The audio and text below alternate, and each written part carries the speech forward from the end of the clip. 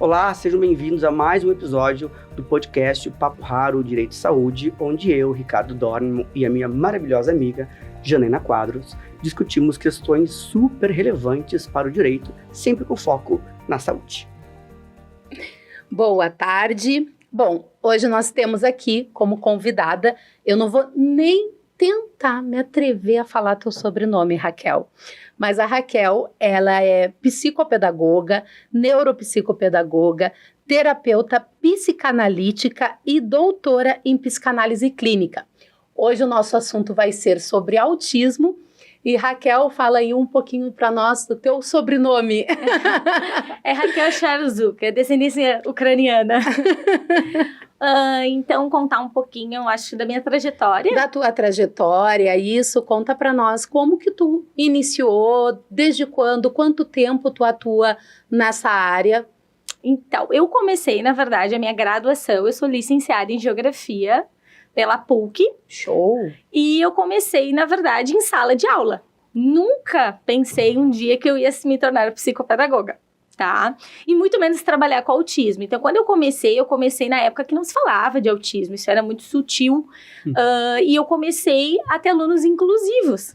E eu comecei com estágio, eu estava terminando a faculdade, e comecei a observar, né, que tinha que ter uma adaptação curricular, tinha que ser algo diferente, e me despertou uma atenção a essas crianças. Eu comecei trabalhando na rede estadual, municipal, e depois eu fui para a privada. Então, eu tive experiência nos três nichos. E no estado, por exemplo, na época, nem se falava numa monitora. E eu tinha 45 alunos em sala. E eu me perguntava como que eles vão aprender. Essa era a minha indagação. Como é que eles vão entender esse conhecimento que eu vou ensinar? E Sim. como é que eles vão aprender? Então, me veio a ideia da psicopedagogia, ela surgiu, e eu sempre gostei muito da inclusão, porque eu comecei, na verdade, fazendo materiais adaptados para crianças de inclusão na área da geografia. E aí que veio a ideia da psicopedagogia, eu me apaixonei, assim, eu digo assim, é isso que eu quero ser, é isso que eu quero fazer. Sabe que tu falou agora em materiais adaptados e me veio na cabeça a terapia ocupacional. Eles fazem isso também nessa profissão, Fazem. Aí a terapia ocupacional, né, é uma outra especialização, né, ela é clínica, tá? A psicopedagogia, ela é clínica ou institucional, tá? No meu caso, eu me especializei nas duas, então eu comecei na escola e depois eu tive experiência na clínica. Mas eu vejo, assim, que para a minha vida hoje, se eu não tivesse estado em sala de aula, vivido a realidade da inclusão, eu não saberia hoje atuar na clínica. Esses 45 alunos que tu fala, todos os alunos eram com autismo? Eram turmas regulares e nós tínhamos o TDAH, nós tínhamos TEA, nós tínhamos crianças com TOD. Estavam inseridos Estavam inseridos. Na época que eu comecei, não tinha limitação de 5 alunos, né? Que a limitação, dependendo do tipo de deficiência, tem a limitação, né? E aí, depois que eu fiz a psicopedagogia, eu fui para a escola privada, uma escola inclusiva. Eu fiquei 10 anos nessa escola e eu assumi o setor do AEE, que é a Sala de Recursos com Atendimento Educacional Especializado. Então, na verdade, eu peguei todo esse início da inclusão forte que começou no sentido de como nós vamos lidar com esses alunos, como é que nós vamos colocar alunos com deficiências, porque se falava no termo deficiência, a gente não falava muito de transtorno, em sala. Como é que isso vai ser distribuído por turma? Como é que eu vou colocar uma criança com síndrome de Down junto com um autista, com deficiência intelectual moderada? Como é que vai funcionar isso na prática? Essa era a grande questão. Mas sabe que eu fiquei com uma dúvida? Como que uma licenciada em geografia faz para se tornar uma psicoterapeuta? Tá, eu vou contar academicamente como é que começou. Fiquei curiosíssimo, desculpa. Com certeza. Então, né, eu fiz a licenciatura em Geografia. A psicopedagogia, ela é uma profissão que ela não é regulamentada, ela não possui um conselho, tá? Ela está em tramitação no Senado, tá, para se regulamentar, então já é a segunda tentativa da regulamentação da profissão. O que acontece? Existia antes a graduação em psicopedagogia e ela foi extinta. Eu fui uma das que peguei as primeiras turmas de psicopedagogia quando ela se tornou uma especialização. Ela foi de 2 anos, a carga horária que eu fiz acho que era 630 horas, Então, deixou de ser uma graduação e passou a ser uma especialização. Só que uma especialização que habilita você a ter uma profissão. E logo depois, daí veio a neuropsicopedagogia clínica, que eu fiz no Casa Clínica. Também tem institucional, que é a mais atual hoje. Ela também é uma profissão, mas ela também não está regulamentada. E aí eu comecei a ir para a clínica. Da escola, fui para a clínica, comecei a ter experiência clínica, aí que vem o autismo mesmo, que eu comecei a trabalhar com crianças autistas. E com isso veio uma paixão na psicopedagogia, foi uma outra paixão que veio, que foi a psicanálise. Que eu me apaixonei pela Quando tu fala clínica e institucional, o que seria o institucional? O institucional é aquele que trabalha em instituições escola, tá? Então, é o psicopedagogo na escola. Então, ele não faz intervenção, ele não faz hipótese diagnóstica, ele atende alunos. Na clínica, é o contexto ou hospitalar, ou em consultório, ou em clínica multidisciplinar. Então, eu tive experiência, minha raiz, assim, na clínica mesmo, foi multidisciplinar. Então, eu fiz a psicanálise durante mais de 1000 horas aí. Depois, foi um outro nicho que eu fui, né? Eu não sou psicóloga, eu decidi ir para outro campo da psicanálise e aliar a psicopedagogia com psicanálise. Tá? E a gente não falava de autismo ainda. Nós tínhamos as crianças com transtorno de aprendizagem, que ainda existem, elas estão aí, os direitos são outros, as com TDAH, déficit de atenção e hiperatividade. Então, a gente intervia nessas crianças. Aí começou o aumento dos diagnósticos. O autismo foi crescendo. E aí me vem a luzinha, opa, tem uma novidade aí, o que está acontecendo com esse aumento de diagnósticos. E aí que eu me especializei em TEA, daí que eu fiz o ABA, que é a ciência comportamental, análise de comportamento aplicada para autismo, e fui para a clínica multidisciplinar de autismo como psicopedagoga. Pois é, esse aumento de diagnóstico, ele está intrinsecamente ligado ao maior estudo dessa questão, né? Porque antes não se diagnosticava porque não se sabia, né? Não é que tem mais pessoas com autismo agora, né? E é que elas são mais diagnosticadas a gente tem agora. É que nós temos muitas pessoas sem diagnóstico ainda, né? Isso. O que acontece em relação ao TEA em si, tá? Antes nós tínhamos o clássico autismo infantil da SM4, que é onde ficam os diagnósticos, tá? O registro de diagnóstico de transtornos mentais, que era o CID-10. E depois veio, daí com o CID-11, né, começou a se falar que o autismo, né, ele era tratado no setor da educação especial, inclusive, que todos entravam no transtorno global do desenvolvimento, era todo mundo incluído. Gente, era este termo que eu ia trazer agora. Transtorno global do desenvolvimento. Que é tudo, né? Que é o todo, né, a gente atendia essas crianças, né. Eu tenho irmão que tem transtorno global do desenvolvimento. Isso, que é o diagnóstico mais antigo, e aí isso se separou. Esse transtorno global e se entendeu, né? Existiu o síndrome de Asperger, que hoje também está dentro, isso aí é um assunto bem polêmico, a síndrome de Asperger, porque hoje ela entra dentro do TEA nível 1. Então, o que acontece? A gente tem mais informação, aumento de diagnósticos, mas hoje se entende que é a junção genética com fatores ambientais. Isso a ciência já tem certeza, tá? Fatores ambientais seriam aqueles que a pessoa é submetida depois que nasce? Como é que é isso? Exatamente. Quando nasce, período gestacional, se a criança, né, ela nasceu prematura, uso de álcool e drogas, tudo isso é avaliado. Só que isso, como é que eu digo assim, fator? Aí do ambiental entra uma outra discussão, né? A questão social e cultural também, né? Do acesso à informação, do acesso a esse diagnóstico, tá? A evolução da criança, ela tá totalmente também ligada ao quanto que essa criança foi estimulada.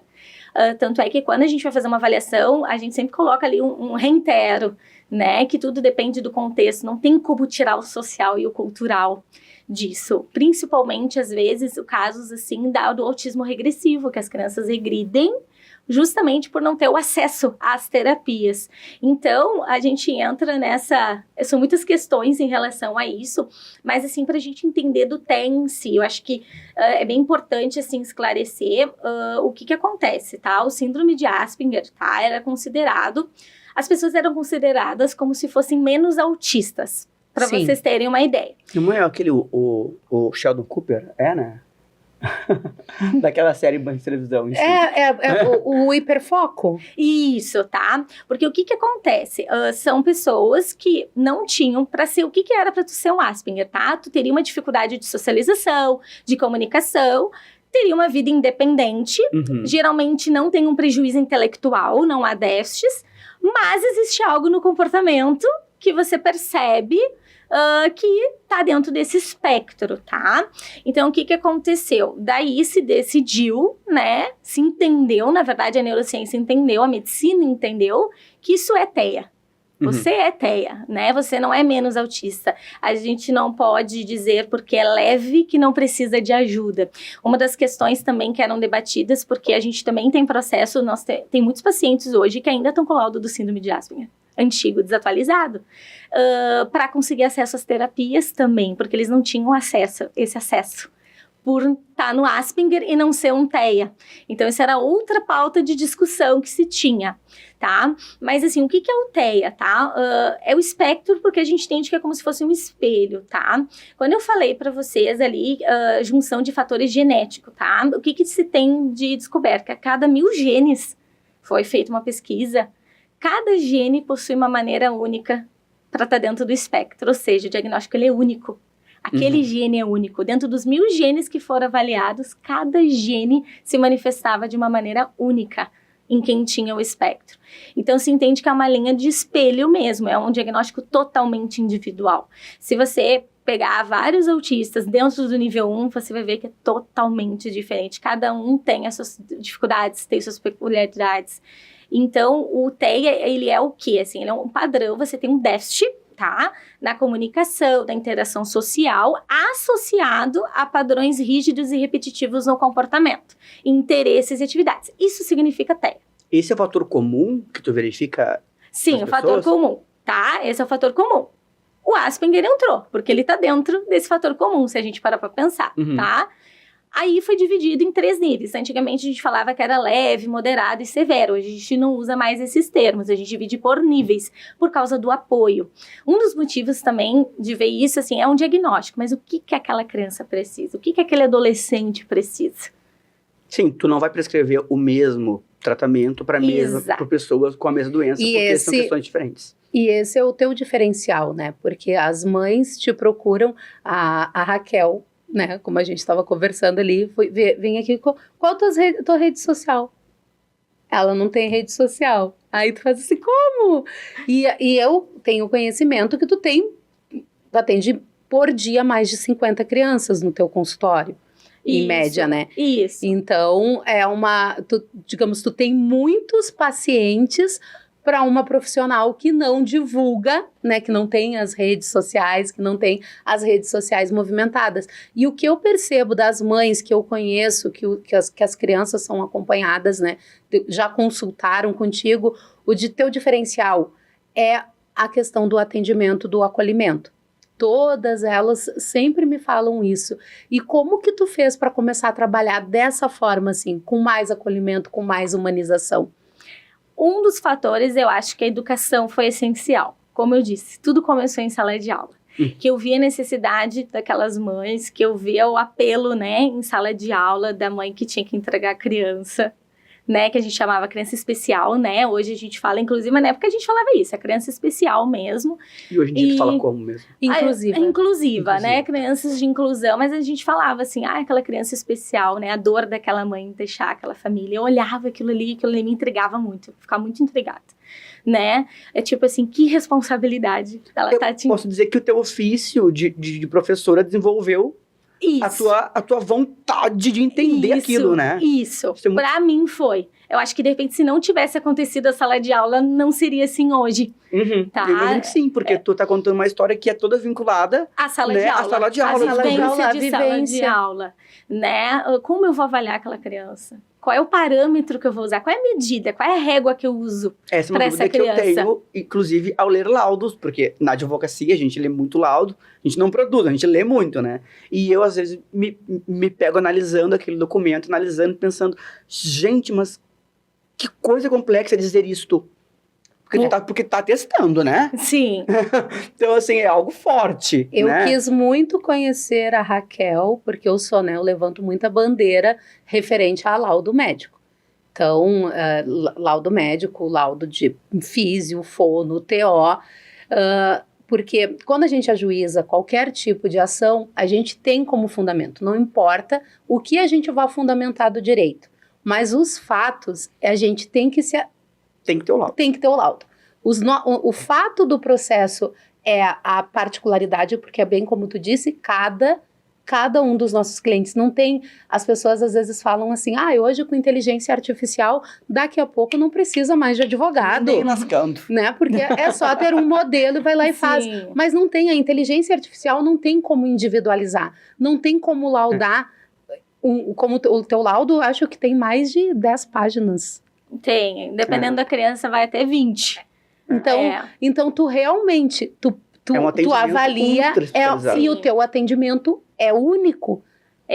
E tu sabe como é que eu aprendi a fazer os laudos técnicos que a gente fala, né? Que é a hipótese diagnóstica dentro da psicopedagogia, sala de aula, porque eu tinha que fazer parecer por trimestre por aluno. Foi ali que eu aprendi a escrever na escola, que a gente tinha que fazer, tinha 30 alunos. Por aluno? Por aluno, parecer por aluno. Tinha que fazer por aluno. Eu tive uma época também que eu trabalhei como coordenadora pedagógica e eu avaliava esses laudos das pedagogas. Então, eu tive essa experiência, né? Porque quando você faz um parecer, você está contando sobre aquela criança. O que você vê no dia a dia daquela criança? O que você observa? Tanto no cognitivo, quanto no emocional. Mas o que você vê nela? Antes de pensar em aplicar testes, né? A psicopedagogia, no caso, hoje, tá? Na questão do TEA, que é a nossa pauta, a gente trabalha mais com a neuropsicopedagogia, tá? Porque a neuropsicopedagogia, ela é o quê? Ela alia a neurociência, tá? Com o comportamento humano, tá? Então, o que acontece? Quando a gente vai fazer essas avaliações, porque hoje a gente tem um acesso de avaliação incrível, de avaliações padrões ouro, tanto para rastrear testes de autismo, para rastrear transtorno de aprendizagem, TDAH, hoje aumentou muito essa possibilidade para as famílias, porque antes só se cabia um profissional a fazer esse laudo, tá? Uma especializada. E aí a neuropsicopedagogia com a psicopedagogia se aliou, porque assim, apesar de elas serem raízes diferentes, elas hoje se coincidem na prática. Tá? Então, o que acontece? O laudo, ele acaba se tornando único dessa criança. Então, os testes, não é só você observar aquela criança e avaliar, você tem que contar o que você vê, né? E a criança TEA, quando uma mãe vem com uma suspeita de TEA, é muito o que acontece no dia a dia em casa. Eu digo assim que a escola, ela tem um papel crucial, porque a escola, na maioria das vezes, é que vê primeiro. Na creche, lá na educação infantil, elas chamam assim, né? Sim, o contato direto. Mãe, busca ajuda, né? Elas não falam o que acontece, até porque elas suspeitam. O orientador escolar chama essa mãe primeiro, então começa tudo na escola. Uma dúvida, geralmente, eu fico pensando aqui, tá? Na minha ignorância, se eu tivesse um filho e eu percebesse que alguma coisa não estava dentro do padrão que eu considero normal, eu iria ao médico. Então, assim, tu recebe as crianças que vêm primeiro do médico ou elas já procuram direto? Como funciona isso? Eu tenho um perfil um pouquinho diferente, acho que casa com a pergunta da Janaína, como tudo começou, né? Na verdade, eu sempre gostei da ideia do projeto social. Sempre. Porque eu vi a angústia dessas mães sem laudo, sem avaliação, sem nada. Sim, soltas, perdidas, soltas, né? Isso. E eu sabia que elas precisavam de um laudo ou uma avaliação para se pensar em fazer uma inclusão, né? Então, isso é o real, isso é o que acontece. Para você considerar criança e adolescente inclusivo, você tem que ter uma comprovação. Hoje é o laudo médico. Só que está avançando tanto, e eu acho que o conhecimento, a informação, que hoje os próprios médicos, que são os neuropediatras, que são eles... que são os especialistas para avaliação do TEA, eles já entenderam que isso não é só colocar ali o CID F84. Eles já pedem uma avaliação antes. Faz uma avaliação para a gente ver quais são os prejuízos dessa criança. Só que essas avaliações, como eu estava contando, que se expandiu e é o padrão ouro, ele tem custo. Certeza. Né? E as avaliações, elas são muito caras. Então, não é toda a família que vai ter condição de pagar uma avaliação. Só pelo trabalho que tu tá nos contando que uma avaliação dá para fazer, gera, eu não tenho a menor dúvida que o custo não é barato, né, entre aspas. Né? E a gente entra naquela esfera de famílias, né, que é o que a gente acaba conhecendo muito, que não é todos que têm recurso. Né? Isso, já, eu fico pensando nisso, porque às vezes é o seguinte, às vezes não, 100% das vezes, né, para conseguir o acesso ao judiciário, eu preciso de um bom laudo, né.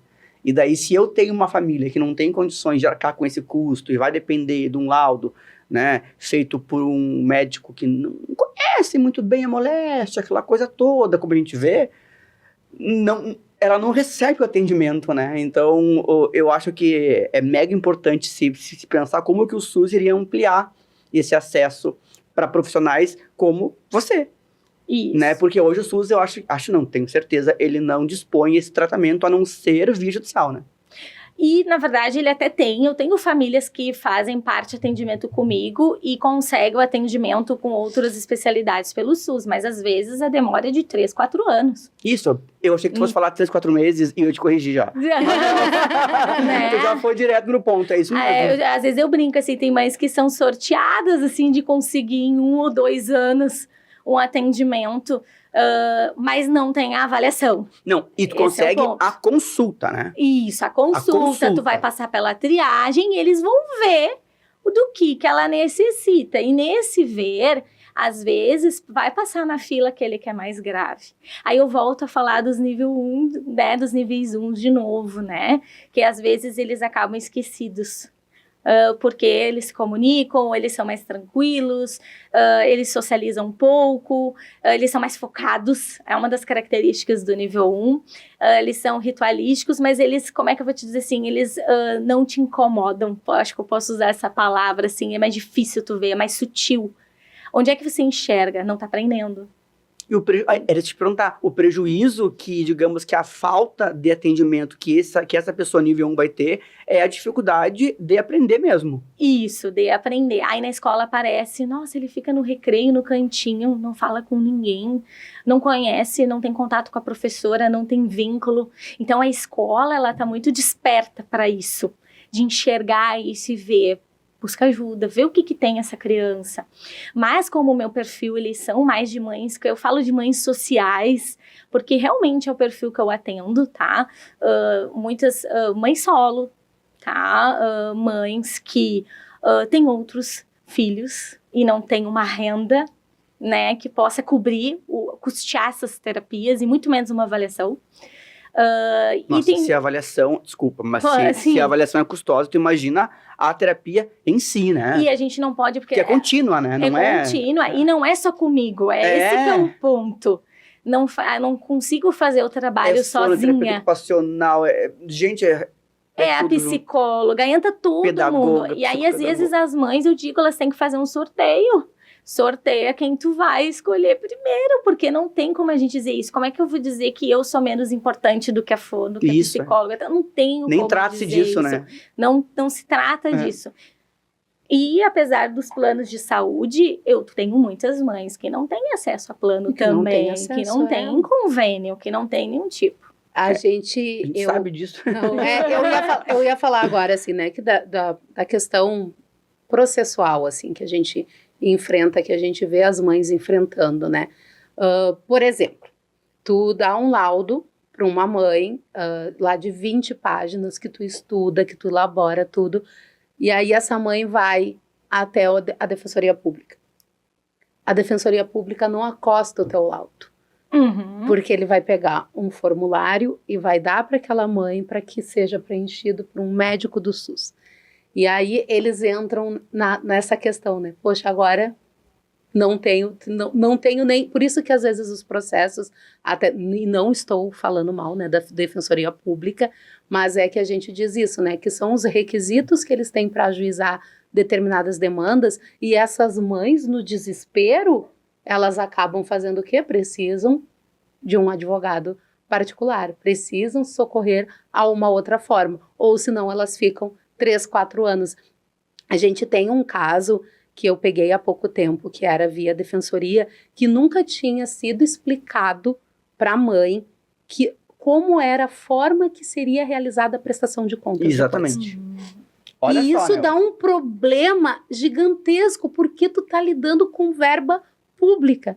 E a partir do momento que tu tá lidando com verba pública, se tu não prestar contas direitinho, periga tu responder como está acontecendo uma investigação pelo Ministério Público porque uso indevido de verba pública, porque não tinha prontuário, porque não tem as evoluções. Existe uma discussão, né, ainda mais, acredito que tu deva ter evolução de todo o teu atendimento ali, quando tu presta o atendimento, e isso é sigilo profissional, tem coisas que tu não pode levando uma psicóloga, não pode levar Sim. aquilo tudo para um processo judicial. Mas só que num processo judicial no qual tu tá trabalhando com verbas públicas, as tuas evoluções têm que ir para dentro do processo. Por isso que o processo vai seguir com segredo de justiça. E às vezes o defensor não passar essas informações para as mães pode causar causa uma bagunça. A interrupção do tratamento, porque o dinheiro não é liberado. E aí, isso foi o que acabou acontecendo. Eles nos procuraram depois porque simplesmente a liminar foi revogada. A mãe já estava fazendo o atendimento há mais de 1 ano e teve a liminar revogada por não ter tido as prestações de contas homologadas. Então, assim, o que eu sei que tu tens bastante pacientes que eles têm, que demandam, que vão para ações judiciais. Como que funciona? Como que tu vê assim? Tu acha que em relação para eles, como é o acesso? Se eles encontram muita burocracia? Porque às vezes eles acabam se aconselhando e tendo um acolhimento ali contigo, né? Isso. Um dos perfis, assim, que eu acho que pra gente pautar isso bem interessante é que eu tenho um perfil de pacientes de busca tardia, que tinham outros diagnósticos, uma série de laudos. Eu tinha pacientes que vinha com 4, 5 laudos com diagnósticos diferentes, mas nenhum fechado, era tudo suspeitas.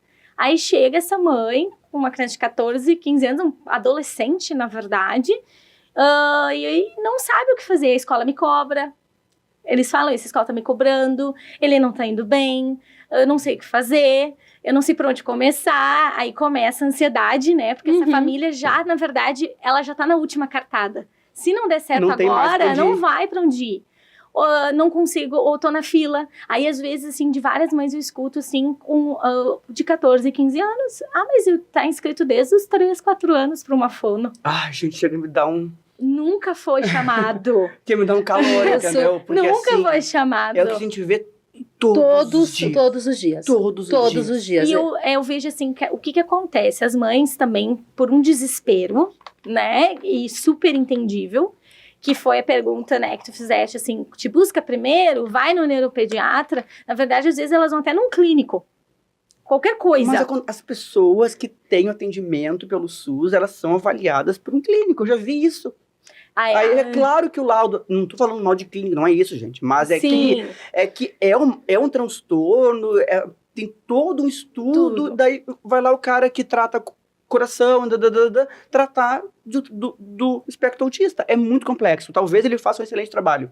Mas, geralmente, a gente pega os laudos que são assim, o juiz manda emendar inicial, porque o laudo não tá bom. Não é isso que acontece? É o que acontece. E é muito complicado também quando a gente vê laudos em desacordo, né? Eu observo muito isso. Um neuro acha que é isso, aí tu vê o outro receituário, o outro acha que é isso, aí o outro não concorda, e ali tu estende aquela linha, né? A avaliação, ela é importante para quê? Para ver onde está o prejuízo. Quais são as habilidades que essa criança tem? Quais são os potenciais? Como é que está a linguagem dessa criança? Porque quando a gente fala de TEA, na verdade a gente fala do todo. Tá? Seja o psicólogo, seja o terapeuta ocupacional, ou fono, você vê a criança como um todo. Você não tem como ver a criança no espectro num pedacinho. Aí a gente entra num outro ponto de especialidade. Eu não tenho como ver essa criança. Como é que eu não vou avaliar a linguagem dessa criança? Eu não sou fonoaudióloga. Mas como é que eu não vou avaliar? Não vou ver essa criança como um todo? Como é que eu não vou ver o comportamento, a emoção? Talvez tu não avalia... Isso, né? Não é especialidade, mas você tem que ver como um todo. É claro. Né? Aí entra a psicopedagogia, que a gente tem que ver a criança como um todo. O desejo, a inteligência, o organismo. Tu tem que enxergar o ser humano como um todo, ele é completo. Aqui a gente não está falando nem de crianças com TEA. Quando a gente pega uma criança, né, vem uma criança, uma demanda de um paciente, você tem que enxergar ela como um todo. Qual é a história de vida dessa criança? Qual é a história clínica dessa criança? Como foi o nascimento dessa criança? Essa criança já teve algum atendimento? Essa criança já buscou alguma ajuda? A maioria das famílias que eu venho nunca buscaram nada. Mas foi a escola insistentemente... Porque aí, assim, eu vejo assim que a gente tem que honrar as escolas municipais, as escolas públicas. Elas têm um limite até onde elas podem ajudar também, mas as professoras são muito bem preparadas. Elas vêm que tem algo errado, elas já têm esse olhar investigativo, né? Então, eu sempre gosto de honrar as profs nesse sentido, porque é elas que dão esse pontapé para a família buscar ajuda. Isso é ótimo, é ótimo. Eu fiquei pensando numa coisa. Tu tá falando, eu tô pensando numa coisa. Quando tu trata esta criança ou essa pessoa, enfim, tu não trata o transtorno, porque tu acaba tratando as dificuldades dela para que ela tenha uma inclusão melhor. É isso ou não? Ou tu trata o transtorno em si? Como funciona isso? Tá. Aí nós vamos entrar num outro ponto, que entra a questão de vocês também do direito, que é a ciência aba, né? É a grande discussão, né? Quando essa família, né, ela tá buscando, como eu falei, às vezes os encaminhamentos são para equipes que são, a gente fala que são as terapias convencionais. Né? O que eles buscam é acessibilidade e inclusão. E né? a inclusão. E nós temos a questão da ciência aba, que é a que é comprovada cientificamente que reduz os comportamentos em desajustes da criança que está no espectro. Esse é o ponto. Esse é o ponto. Entra a ciência aba, que é a análise do comportamento aplicado. Aqui a gente não está falando, na verdade, quando a gente fala de aba, hoje a gente está, na verdade, desmistificando, eu acho que poderia ser essa palavra, sobre carga horária. A ciência não tem a ver com a carga horária, ela não se criou sobre a carga horária, ela se criou sobre uma proposta de tratamento, que é o quê? Você vai ver, você tem uma avaliação, porque você não tem como começar qualquer tipo de intervenção sem avaliar a criança. Ah, tá, ela é autista? Ok, mas o que eu faço com essa criança? Isso, pois é, o que ela precisa? A avaliação é que dá esse norte, tanto é que quando eu faço essa avaliação, e minha avaliação é social, a minha avaliação é social, a maioria das famílias, assim, muitas que me procuram só veio, meu propósito foi até ali fazer a avaliação e encaminhar ela. Meu norte é aqui, a partir disso agora tu vai buscar os especialistas que você precisa. Então, a minha avaliação, na verdade, ela dá um rumo na vida das pessoas. Eu digo assim que os que estão comigo, que são de terapia, que fazem um acompanhamento psicopedagógico, neuropsicopedagógico, eles, na verdade, eles são, eu digo, o sorteio. É o sorteio, e agora? Eu preciso da psicóloga, eu sempre digo, pergunta pro neuro. O neuropediatra vai te indicar o que essa criança precisa para este momento. Entendi. Porque a criança, às vezes, não vai precisar de todas as especialidades para a vida toda, é momentos, tá? E o que é o ABA? Onde é que entra o ABA nessa história toda, né? Que ele é diferente porque você faz uma especialização, você estuda essa ciência, você tem que estudar essa ciência para poder aplicá-la de forma correta. Só que essa ciência, ela funciona. Não que ela não funcione de forma individual, mas ela funciona de forma multidisciplinar. Cada um faz o seu papel. A minha parte no comportamento é o quê? Trabalhar os prejuízos dessa criança com a aprendizagem, que às vezes não é prejuízo cognitivo. Ela só tem um bloqueio escolar. Ela tem um trauma. Ela não quer ir para aula. De jeito nenhum. Ela não pode ver a placa da escola porque ela não quer e ela começa a ter uma crise ali e não fica em sala. Aí quem é que eles chamam? Chama a psicopedagoga, porque eles ligam para as mães, né? Quando a criança está em crise. E aí o meu foco é esse é o meu trabalho, né? Trabalhar o comportamento que está em ajuste, ajustar o comportamento, reforçar, fazer com que aquela criança tenha prazer em aprender. Gente, deve ser complexo isso. É muito complexo, porque Nossa senhora, deve ser muito complexo. Gente não pode desmerecer diagnósticos, tá? Porque diagnóstico é diagnóstico, mas é diferente. Por exemplo, se você pegar uma criança que tem o transtorno do desenvolvimento intelectual, que é o termo atual hoje, mas a gente chama ainda de deficiência intelectual, né? Mas o termo atual é transtorno do desenvolvimento intelectual, que se entende que também é um transtorno do neurodesenvolvimento. Que a pessoa não aprende em algum nível. Isso. Ela vai ter, a gente já sabe que tem prejuízo cognitivo. Essa é a questão. Às vezes, a criança autista é só comportamental, ela não tem o cognitivo. O prejuízo dela não é cognitivo, mas respinga no cognitivo. Por quê? O comportamental está em desajuste. Porque ela não consegue, exato. Ela não consegue se organizar, ela não consegue, aí vem as questões dos estímulos externos. Aquela criança... É que a cada pessoa... Isso é bem interessante quando a gente fala de autismo, porque o ser humano, né? Cada um é único.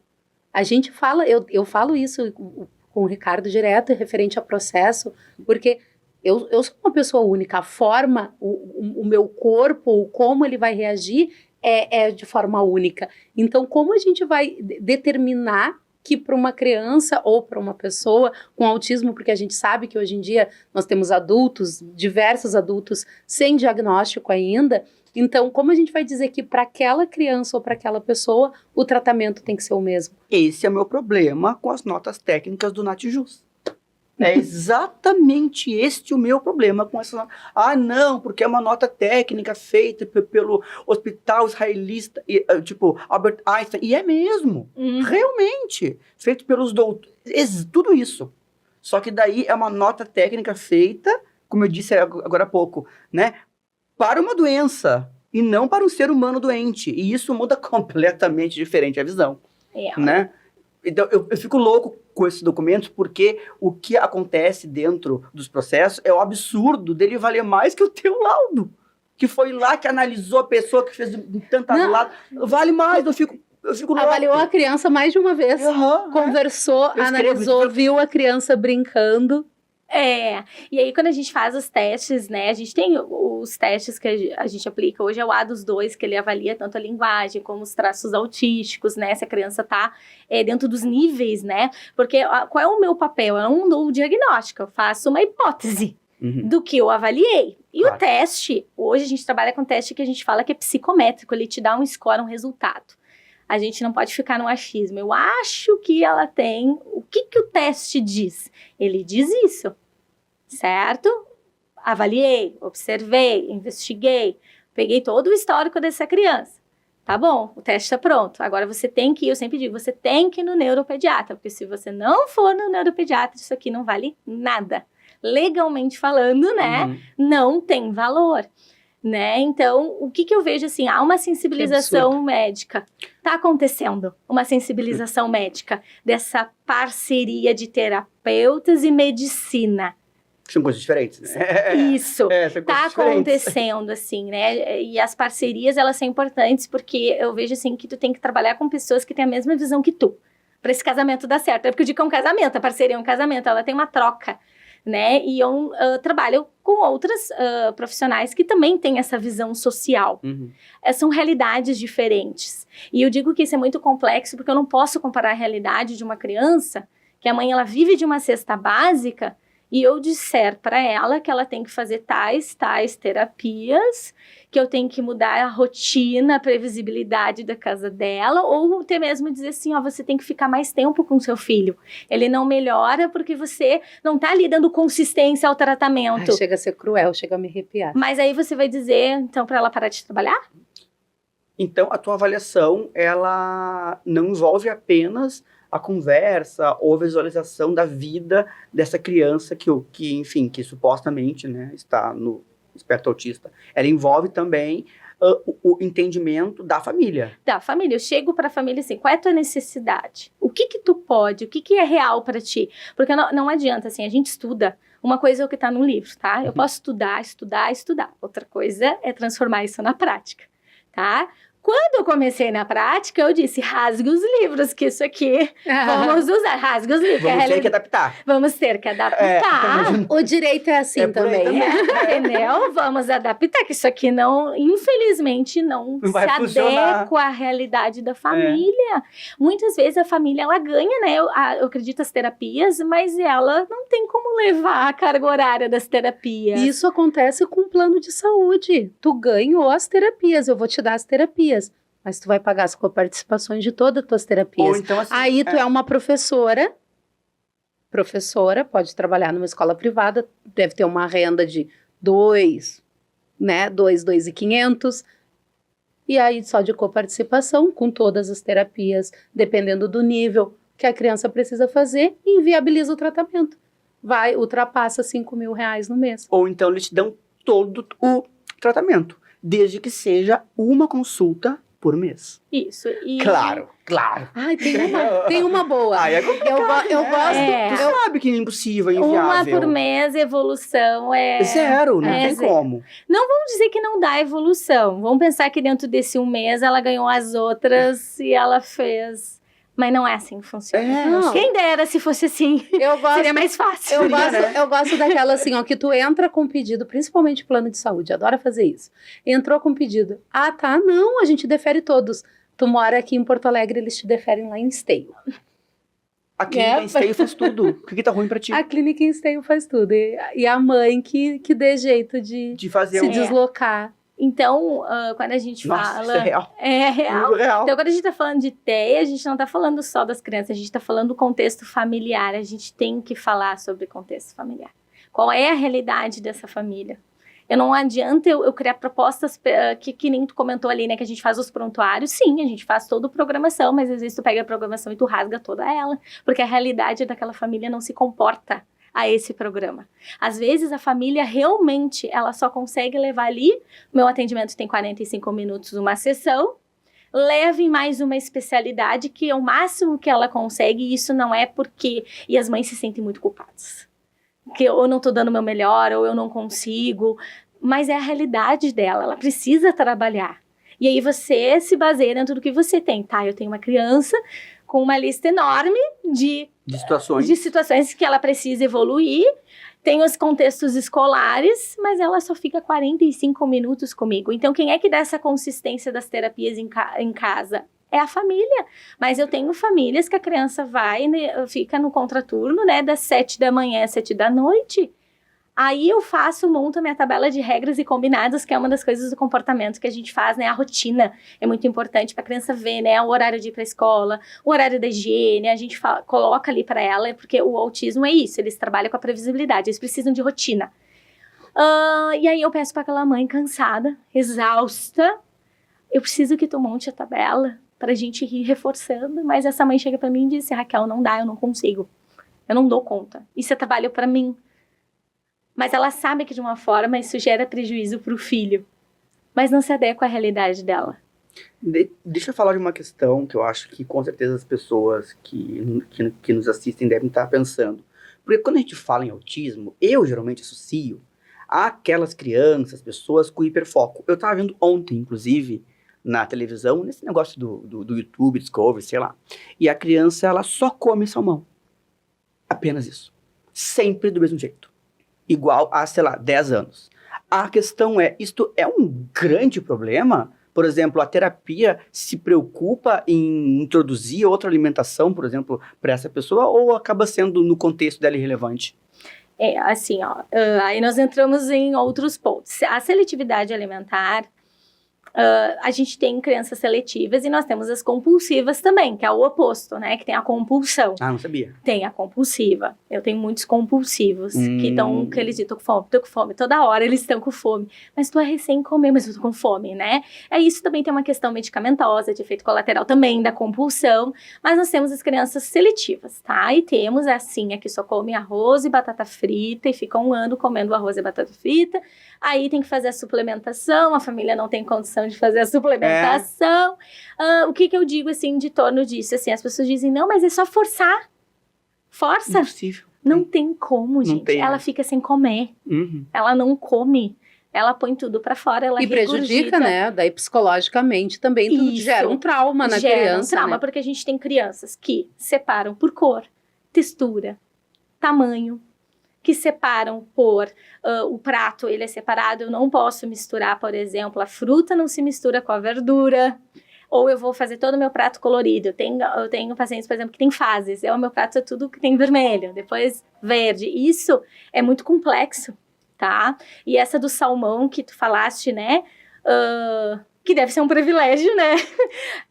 Né, um privilégio, come isso, né, você vai fazendo o que a gente chama que é a dessensibilização, que daí as fonos alimentares são extremamente importantes, terapeutas ocupacionais, elas têm um papel crucial, nutricionistas para fazer essa alimentação se tornar mais interessante. Mas o que acontece? A criança, ela precisa ter interesse, essa alimentação precisa chamar ela, mas aí nós temos uma questão de, além dessa seletividade, a gente tem a sensibilidade então, a esse alimento, isso, né? Na verdade, eu não trato isso. Tá? Eu não trato isso, porque isso é exclusivo da fono alimentar. O que eu trato, tá? Fono alimentar, TO. Nessa parte alimentar, a gente trabalha tentativas, tá? Tenho famílias que não têm condições de pagar uma TO e uma fono. Eu não tenho. Sim, como é que tu vai fazer daí? Eu vou fechar os olhos e eu vou fingir que não tá acontecendo? Não. Mas... eu volto numa questão social, de novo, complexa. Sim. A criança vai na escola... tem a merenda. Ela não come a merenda da escola. Não, em hipótese alguma Ela não come a merenda, ela não pode sentir o cheiro. Tem a questão, a sensibilidade olfativa, que o que a gente está sentindo o cheiro de perto, eles estão sentindo a distância. Da onde tu tá sentindo esse cheiro, eu tô sentindo, e vocês podem ter certeza, tá sentindo. Tá sentindo, é? Tá sentindo aquela aversão à comida, essa sensibilidade, esse estímulo, o ambiente, né? Então, isso é do comportamento, isso é um prejuízo do espectro também, tá? E aí a família não tem como trocar essa alimentação. A gente tá falando do salmão, mas eu vou pegar exemplo que eu tenho de paciente, tá? Eu tenho paciente que já come há 1 ano arroz e linguiça. Eu tenho um outro que só come nuggets e batata frita. Ele não come mais nada. Eu tenho outro que, com 16 anos, ele nunca provou um refrigerante ou um suco, ele só toma água. Ele tem nojo de ver aquilo ali, já começa a dar uma repulsa. Só que, né, e ele só come torrada. Como é que se sobrevive só de torrada? Agora, como é que tu mantém os padrões do corpo? Isso, aí vem a questão da suplementar. E, na verdade, o que acontece? Quanto mais cedo essa criança começa a terapia, vai reduzindo essa seletividade, a importância da terapia cedo, principalmente para aquelas que já dão os indícios de que tem a seletividade, isso elas já dão desde pequenininhas. Na verdade, já começa na fase bebê, aos sinais. Sempre tem um sinalzinho ali que vai vindo, mas ele parece que ele explode assim, né? E tem uma questão de neurodesenvolvimento aos 2 anos, que aí você vê que a criança não vai nadar. Nada. Aí a terapia vai isso, vai fazendo com que ela se dessensibilize, ela vai tendo contato com a comida, ela vai começando a que a comida não seja um momento aversivo. Só que assim, ó, falando nesse sentido, pensando numa realidade social, certo? A família, a gente diz, a gente tem que transformar a refeição num momento prazeroso. Mas essa família não consegue sentar com o filho. Exato. Nesse momento para tornar prazeroso. Nas datas, nos horários, né? Nos horários que seriam indicada. adequadas. A mãe tem que trabalhar, tem a mãe que corre de uma terapia e vai para outra terapia, porque tem isso também, né? Tem as mães que, as que ainda conseguem manter uma terapia social, mas as que também às vezes ganham pelo convênio, elas saem de um que está num consultório e já tem que pular para o outro, né? Então fica aquela correria. E aí você diz para a mãe assim, não, mas isso faz parte da rotina, isso é importante, isso vai melhorar ela. E aí você vai olhando para essa mãe vai murchando, assim, ela vai dizendo assim, eu não tenho condições. Tu tá falando, desculpa te interromper, mas eu não posso perder o gancho. Mas é que tu vai falando em mãe, né? E eu sempre falo, né? Como mãe, eu acabo sempre me criando uma empatia ainda maior com as minhas clientes, né? Com as mães. É verdade. Porque a gente... Né, muito embora as minhas filhas não tenham uma rotina, né, com terapias, não deixa de ser uma rotina pesada. E o que eu percebo constantemente em relação dessa questão de culpa é que, além da culpa, a gente ainda, quando a gente vai trabalhar com as questões sociais, a gente vê o quanto dificultam para que elas consigam ter o acesso. Elas têm dificuldade para ter acesso a um laudo, ter dificuldade para consulta com o neuropsicopedagogo, que elas não sabem que a partir do momento que elas estão há 30 dias esperando uma consulta com um fono ou com um neuro, isso já gera uma negativa, isso já possibilita que ela ajuize uma ação para conseguir pelo menos a consulta judicial. Então, negativa tácita. É uma negativa tácita. Então, tudo isso, elas têm a possibilidade de ir. E eu vi, o que eu ouço, assim, né, que eu até compartilhei contigo ali fora. Aí eu ouço, assim, de uma juíza, mas, doutora, ela recebe o BPC. O BPC, que é R$ 1.320, um salário mínimo que a criança, né, com autismo tem direito de receber, desde que não ultrapasse a renda per capita da família. Toda uma situação. Eles têm, aí ela diz assim, ele recebe o BPC. Então, isso é o assistencial. Ela tem que direcionar este valor para realizar o tratamento que o filho precisa. Ela não pode usar este valor para manutenção da família. E eu disse assim, excelência, mas essa mãe vai trabalhar como? Como? Em que tempo? Porque dependendo do nível, ela passa de segunda a sexta levando o filho para terapia. E é essa parte, assim, que eu falo, por isso que realmente eu concordo contigo quando tu fala em parcerias, que a gente vai encontrando pessoas, não é à toa, não é por acaso que a gente se conheceu, porque eu acredito nisso também, que com profissionais que têm o mesmo olhar que a gente, esse olhar mais humanizado, esse olhar no qual a gente visa, né, o social, né, com projetos sociais, e a gente busca propósito, eu acho, no nosso trabalho, indiferente de, óbvio, né, que todo mundo, a gente não se alimenta de amor, Sim. de flores, né, mas que a gente procura e acaba olhando para essas famílias de uma outra forma, não tem muita explicação. Mas eu tava aqui pensando uma coisa, qual que é o prognóstico dessas pessoas, crianças ou não, que vivem com autismo? É possível que a gente, através de todo esse tratamento, as terapias e tal, que essa pessoa tenha uma vida o mais próximo possível da normalidade? Ou não se espera muito isso? Como que funciona isso pra ti? Isso que eu ia falar, né? Porque a gente tem pessoas com autismo que são médicos, advogados, psicólogos. Eu sei. Né? Na verdade, o que acontece? Quanto mais cedo, tempo é neurônio. Essa é a frase clássica que se usa, né? Gostei e vou usar, inclusive. O tempo, ele é neurônio, né? Excelente. Quanto mais eu atraso, mais rigidez fica. Por exemplo, tá? Essas crianças que eu tava te comentando, que eu chamo de crianças, mas são adolescentes, é muito mais difícil você trocar essa alimentação. Porque ela já tem uma rigidez cognitiva maior. Porque ela já não tá na fase que a gente chama que é o maior período de neuroplasticidade cerebral, que é a fase da esponjinha, que a gente usa na educação, né? Uhum. A fase da esponjinha. Então, ela se torna cada vez mais rígida. Então, ela já tem o padrão rígido e restritivo do espectro, mas ela não ter acesso às terapias faz com que ela tenha menos flexibilidade mental. E o neuropsicopedagogo, o psicopedagogo trabalha com isso, a gente trabalha com a flexibilidade mental. Então, a gente vai trabalhar para que esse cérebro se abra. É como se fosse a ideia isso. O cérebro, ele se expande a aceitar e mudar os comportamentos. Aí, a gente faz o reforço positivo. Porque quando essa criança avança no comportamento, a gente reforça ele. Porque no aspecto, tudo é treinado. Uhum. O que é simples, o que é básico, colocar a pasta de dente na escova, para alguns isso é muito difícil. Eles não podem nem sentir o cheiro da pasta. Então, tudo que parece ser básico, ir ao banheiro, né? Fora de casa, os meus, eu conheço uns que não vão até hoje. Tem que esperar chegar em casa. Se não for em casa, eu não vou. E são comportamentos variadíssimos, Variadíssimos, né? Então não existe uma cartela, né? É único.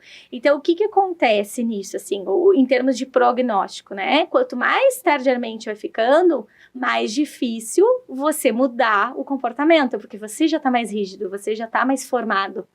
Tá? Mas a terapia, ela pode se estender à vida adulta. Tem diagnósticos na vida adulta que mudam vidas, né? Que as pessoas se descobrem. Muitos passam por mim na vida adulta, pais e às vezes até de amigos, assim, que começam a se identificar. Porque hoje a gente tem informação, né? A tecnologia veio para isso. Mas eu me vejo nesse comportamento. E aí vão buscar ajuda, a gente faz uma avaliação. Eu tenho uma parceria muito boa com uma psicóloga clínica, a gente trabalha juntas já há muito tempo. E ela trabalha com as escolas parceiras do estado aqui hoje. E a gente tem muitas professoras no magistério que tem crises de ansiedade ou que tem algum tipo de fobia. E aí passam pela triagem dessa psicóloga, que é minha parceira, e ela... Pode falar o nome. Que é Jerusa Cunha, tá? A gente trabalha muitos anos junto. E aí ela diz assim, Raquel, investiga, que eu acho que ela tá no antigo Asperger, né? O adulto ainda a gente fala que é o Asperger. E aí o que acontece? Porque aí vai no mercado de trabalho e não consegue se desenvolver, tem todo um potencial. Mas ela já tá tão rígida naquele comportamento que ela não se desenvolve profissionalmente, ela não se desenvolve no estágio, ou ela não consegue trabalhar em equipe, que isso é uma das coisas, é um dos grandes desafios para o autista, é trabalhar em equipe, porque eles trabalham muito com quem eles têm vínculo. Tudo no autismo começa com vínculo. Se eles não têm segurança com aquela pessoa, o vínculo, nada acontece. Eles precisam do vínculo, eles precisam da certeza de que aquela pessoa é confiável. Isso, né, as pessoas banalizam isso, mas isso para eles é tão importante, porque eles são muito desconfiados. Sim. E eles já têm as dificuldades de socialização e interação. Então, a adolescente adulto já passou por uma série de traumas, já sofreu muito bullying. assim, tu escuta as histórias, assim, tu fica espantado, assim, eles contando que coisas, assim, que hoje a gente nem fala mais, assim, que chega a ser até meio grotesco nesse sentido de bullying, mas que passaram uma vida toda sendo julgados e não se aceitando e não se reconhecendo, aí, pá, chega na vida adulta, alguém enxerga e ele recebe aquele diagnóstico. E eu disse sim, porque eu sempre pergunto, o que tu tá procurando aqui? Pra que tu veio? Eu só quero uma resposta. Eu não quero nada. As pessoas já vêm, eu não quero diagnóstico, eu não quero direito, eu não tô buscando nada. Eu só quero uma resposta. Esse é o mais difícil. É o mais difícil. Porque tudo ficou muito assim também, dessas questões de prognóstico, principalmente do nível 1, que ainda assim eles têm essa taxação, esse estigma, é porque eles se desenvolvem mais fácil, porque para eles é mais fácil. Não é. Cada nível tem os seus déficits, tem as suas dificuldades. E aí aquela pessoa chegou na vida adulta aos 50 anos. Eu atendi um paciente de 54 anos, ele estava para se aposentar e até hoje ele não tinha resposta. Ele tinha passado por tudo e ele se enquadrou em todas as características. 54 anos. 54 anos. E Deve ele ter disse, sofrido um pouquinho, né? E ele disse Tadinho. pra mim assim, eu só quero uma resposta porque eu não posso morrer sem saber o que eu tenho. Então isso é muito forte, assim, porque a gente tá falando de comportamento, não é visível. Às vezes é muito difícil... É verdade. É muito difícil você chegar numa consulta, né? E isso não é culpa de ninguém. Numa consulta, e você não vê esse comportamento desse adulto, desse adolescente. Porque ele já tá formado, você só acha que ele é tímido, que ele é tranquilo, que ele é retraído, que ele é hiperativo, e fica nisso, né? Aí, às vezes, eles são tratados para depressão, para bipolaridade, e não é nada disso. Mas é que as pessoas ainda têm a crença que diagnóstico é um limitante, né? Isso é preconceito pela discriminação.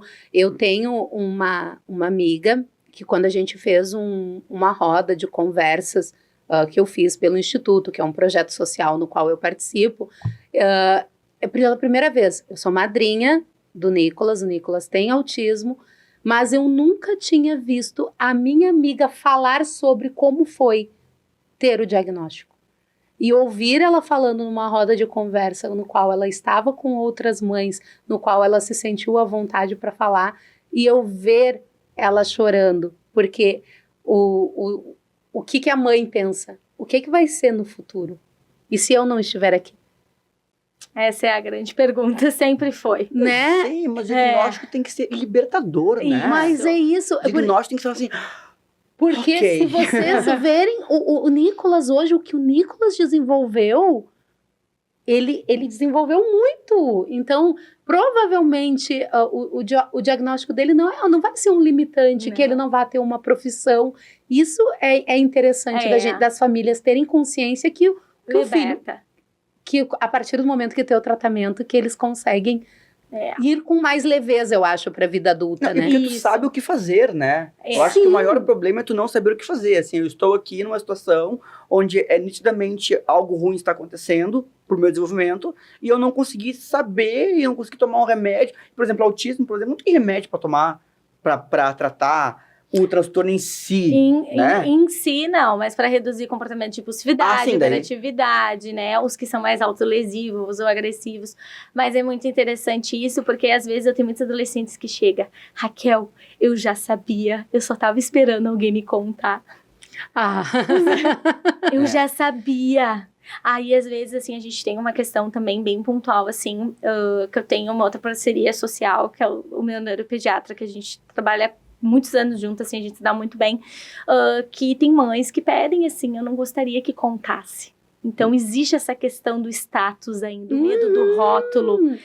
Como você não vai contar? Eu já ouvi um comentário dizendo assim, ó, mas eu vi que ele foi indicado para ir para tal escola. Dessas escolas que eles não são escolas, né? Como é que é o nome? Agora eu esqueci, me fugiu o nome. Mas esses espaços que são inclusivos, que estão sendo feitos pelo Estado, pelo município. Sim, que oferece as terapias. Isso, né? Que eles oferecem terapias tanto para crianças com autismo, quanto para crianças com paralisia cerebral, tanto para crianças cadeirantes, com múltiplas deficiências. Inclusive. É um espaço no qual eles estão buscando, muito embora eles tentem estar direcionando para que o atendimento seja feito só ali, que a gente não concorda, né? Que a gente acha que inclusão é uma criança com autismo conviver com a minha filha, com as minhas filhas na mesma escola. Isso é inclusão. Se a gente for fazer uma escola especial para todo mundo, só para crianças com deficiência, para mim não é inclusão. E aí, o que eu vi uma mãe falando? A mãe disse assim, ó, não, doutora, mas eu não posso... Como que eles querem que eu vá levar ele lá? Lá é só pessoas com retardo. Meu filho não tem nenhum tipo de retardo mental. Aí tu derrete. E aí tu fica assim... Eu vi e falei... Olha, não é bem assim, não, as coisas não funcionam dessa forma. Não significa que uma criança com... Isso eu falo muito, né? Com atrofia muscular espinhal, com distrofia de Duchenne, com AME, né? Paraplegia, etc. Paraplegia, né? Que a criança seja com autismo, não significa o retardo mental, né? E eu acho que é isso que as pessoas têm medo, né? Mas e ainda que significasse, né? Tu não pode, digamos, querer segregar essas pessoas porque elas têm uma deficiência mental. Isso não existe, né? É óbvio que todas estão juntas porque a gente tá falando de inclusão, né? Então, assim, é uma questão que, assim, eu hoje, digamos, atuando na área de saúde, enfim, etc., eu vejo isso. Qualquer tentativa que se faça de segregar é horrível. Não tá bacana para aquilo que nós temos hoje de entendimento, de saúde, de direito, de inclusão, né? Então, assim, eu sou completamente contra. Até tu disse agora, né? Esse negócio de escola especial, eu nem sei se existe ainda, para ser sincero contigo. Existe. Mas me parece horrível, perdão, assim, me parece... Eu sempre falo, para mim, eu me lembro do desenho, assim, que... sabe? X-Men, assim, então... A gente trabalha dentro da inclusão escolar, mas às vezes o que acontece, né? Essa família, às vezes, acaba colocando na escola de educação especial porque o suporte é maior, as turmas são menores, ocorre em forma de ciclo, não tem aquela pressão de avaliação, aquela pressão, né? Porque tem a pressão, né? Você tem a flexibilização curricular, essa criança ela tem o direito a um plano educacional individualizado, que são um dos maiores desafios ainda em termos de inclusão a ter. Porque a gente, né, os professores, né, lutam muito, tem jornadas de trabalho, né, carga horárias extensas. Nós temos, né, uma pesquisa que foi realizada há pouco tempo, eu estava vendo uma matéria, que 94% dos professores, né, da rede pública não tem capacitação para lidar com pessoas com deficiência. Bom, então, isso cabe ao Estado capacitá-los, né? Imagina, a gente tem 6% capacitados, né? Aí a ideia da escola da educação especial, às vezes, acaba vindo para aquela necessidade daquela família, porque o meu filho vai ser visto e vai ser atendido. Porque para trabalhar na escola de educação especial, você tem que ter formação em educação especial. Isso gera algum tipo de prejuízo na socialização? Com certeza. Por fora ou não? Com certeza, gera. E então, claro, a gente tem que avaliar níveis, né? Tudo tem que ver níveis, né? Se eu entendo que aquela criança, por exemplo, é um nível 3, que ela precisa de muito apoio substancial, e a escola, de forma alguma, vai conseguir atender as necessidades dela, porque ela precisa das necessidades como um todo, aí nós vamos avaliar a escola de educação especial. Entendi. Aí o que acontece? Na verdade, eles solicitam que a criança fique 1 ano, passe por uma experiência, que pode ser traumatizante, e eu não digo eterno, porque nada é eterno, mas para grande parte da vida, para depois fazer encaminhamento para a escola de educação especial. Entendi. Então, primeiro passa pelo inferno. Né? Então, às vezes, assim... Todo nesse tempo, porque aparentemente não é uma boa experiência para essa pessoa. Dependendo das crianças, porque elas acabam não tendo aquele suporte necessário, né? E aqui a gente não está culpando ninguém, não é culpado, a gente está falando, acho que de um sistema como um todo, né? De um preparatório para essas crianças, que cada vez mais está aumentando os diagnósticos. Então, a cada 36 crianças que nascem, uma é autista. Esse estudo saiu esse ano. Nossa. É bastante, né? É bastante, é bastante. Saiu o estudo dos Estados Unidos, do CDC, né? Então... Como é que vai se preparar essas escolas para atender? Sendo que cada um tem um diagnóstico único. Investido em saúde pública. Né? Primeira coisa. Isso é um problema de saúde pública. Com e já certeza. está sendo. E já está sendo. E às vezes a escola acaba se tornando tão traumatizante que as mães acabam deixando em casa e não levando para a escola. Aí nós já temos um outro problema que envolve o conselho tutelar, aí nós já temos, aí nós vamos avançando nos problemas. Vamos para políticas públicas sempre, né? Acaba sendo assim, mas a mãe não vê saída, não sabe o que fazer, mas em termos de inclusão, assim, a escola inclusive é isso, é para que todos possam conviver, todos possam ver as diferenças um do outro, e esse ambiente tem que ser suave. O problema, na verdade, é que tudo acaba ocorrendo sob pressão e conflito. Não é suave, não ocorre de forma tranquila, não ocorre de forma... eu sempre digo, né, parece que há um surto, né, do querer fazer, e ninguém consegue fazer tudo, né, ou você faz bem uma coisa ou faz a outra, você não consegue fazer bem tudo, sempre alguma coisa vai ficar, né, não fica no 100%, né, então aquelas crianças, às vezes, a turma tá lotada de criança inclusiva para uma professora e uma monitora volante, dependendo da escola. Como é que a monitora volante vai dar conta de 5 crianças com diagnósticos diferentes ou com necessidade? Não vai. Aí tu teria que ter o que era o correto, uma monitora para cada criança. Para cada criança, com certeza. Aí nós temos questão de espaço. Aí o problema vai aumentando. E aumenta. Então a trajetória é muito complexa e ela tá cada vez crescendo mais. E os nível 1, né, que são os que a gente chama de pouco apoio substancial, e pouco apoio não quer dizer que não precisa de apoio. Isso, claro. É pouco apoio porque eles são mais independentes, eles também precisam de monitora. Eles também precisam de ajuda. E aí temos as outras deficiências, não é só autismo. E a gente coloca tudo isso numa turma, numa classe. E faz como, né? Aquele professor está preparado para aquilo ali? Ele tem condições para aquilo ali? Como é que fica a jornada extracurricular dele, se ele tem que fazer um plano para cada criança? Então, já saiu de saúde pública, já virou políticas públicas, e preparo do professor, e ofereceu preparo a esse professor, que muitas vezes esse professor ele não recebe para poder fazer os cursos. Os cursos são caríssimos, tem muito investimento, né? O município-estado oferece, mas às vezes não é o suficiente para aquela demanda, né? A gente está falando de demandas, e isso acaba trazendo ansiedade. As pessoas estão ficando doentes mentalmente. Quando eu conversei com o Ricardo, no trabalho que eu faço pelo Instituto, e quando eu conversei com o Ricardo da gente fazer, né, vamos fazer o podcast, e eu peguei e falei para ele exatamente isso. Hoje, eu tô amando, acabou nosso tempo agora. Sim, eu imaginei. E eu amei, assim, quero te agradecer imensamente, porque é exatamente o que a gente busca, trazer conscientização. Porque a gente fala em questão de saúde pública, a gente fala em políticas públicas, né, do SUS, mas a gente também acha que como sociedade é importante que a gente traga essa conscientização, da gente ter uma empatia e olhar para o outro de uma forma diferente. Quando eu busco, né, tá fazendo algum evento, alguma coisa assim, eu sempre falo assim, não, a gente só faz encontros para as mães atípicas. Eu disse, não, agora o último encontro vamos abrir, é um encontro para mulheres, porque eu preciso que a minha outra amiga tenha conhecimento que aquela outra pessoa ali passa por uma situação. Todos nós, acho que o ser humano não existe uma pessoa, que eu falo, terapia todo mundo deveria fazer, né? O acompanhamento, a terapia, terapia todo mundo deveria ter um acesso, né, com mais facilidade. E a gente sabe que não tem, a gente sabe que os conselheiros tutelares sofrem, que não conseguem encaminhar uma família para um psicólogo. A gente sabe da dificuldade que as famílias de baixa renda têm para ter acesso a uma psicopedagoga ou para ter uma avaliação de um filho.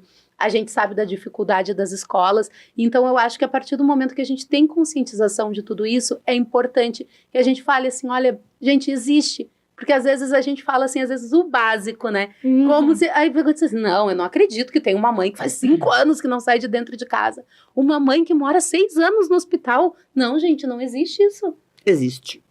E a gente pode provar. E muito. Então, Raquel, eu quero te agradecer imensamente pela tua participação, por ter aceitado o nosso convite. Quero pedir para ti falar um pouquinho para nós, para encerramento, assim, o que é o autismo na tua vida? Antes da Raquel falar como isso, pessoa. Eu vou dizer que eu também te adorei, porque a tua forma de atuação na tua área é muito parecida com a forma como eu e a Janaína atuamos também, né? Em áreas completamente diferentes, né?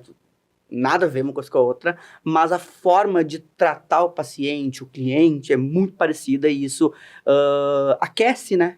Porque a gente percebe que, assim, que a gente tá humanizando a questão toda, desde o início do diagnóstico até a eventual ação judicial que essa criança, que essa pessoa vai precisar. E isso traz diferença.